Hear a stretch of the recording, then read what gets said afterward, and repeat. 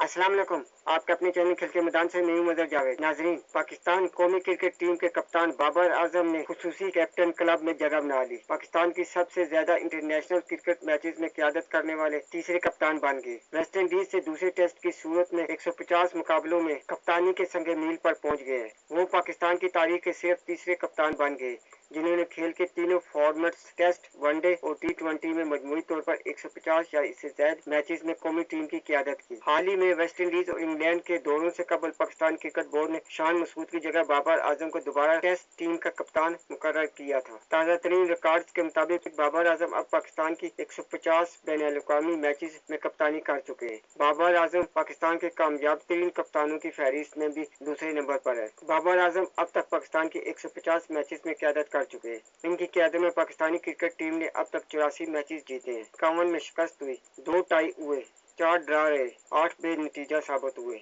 जबकि एक match West Indies से दूसरे टेस्ट की सूरत में जारी है। इनकी मजमूई कामयाबी की शरह 56% बनती है। पाकिस्तान की सबसे ज्यादा इंटरनेशनल मैचेस में क़यादत करने वालों की फहरिस्त में साबिक कप्तान वसीम अकरम 134 मैचेस के साथ चौथे, इंजमामुल हक 119 मैचेस के साथ पांचवें और सरफराज अहमद 100 मैचेस के साथ छठे नंबर पर मौजूद है। दौरे वेस्ट इंडीज से कबल अपने पहले टेस्ट कप्तानी के दौर में बाबर आजम ने 2020 से 2023 के दरमियान 22 टेस्ट मैचेस में पाकिस्तान को 10 में फतह दिलाई, 7 में शिकस्त हुई और 4 मैचेस ड्रा हुए। नाज़रीन, अगर आपको मेरी वीडियो पसंद आती है तो इसे लाइक और सब्सक्राइब जरूर करें और बेल आइकन के बटन को दबा दें ताकि आपको मेरी वीडियो बर वक्त मिलती रहे। इसके साथ ही मैं आपसे इजाज़त चाहूँगा। अल्लाह हाफिज़।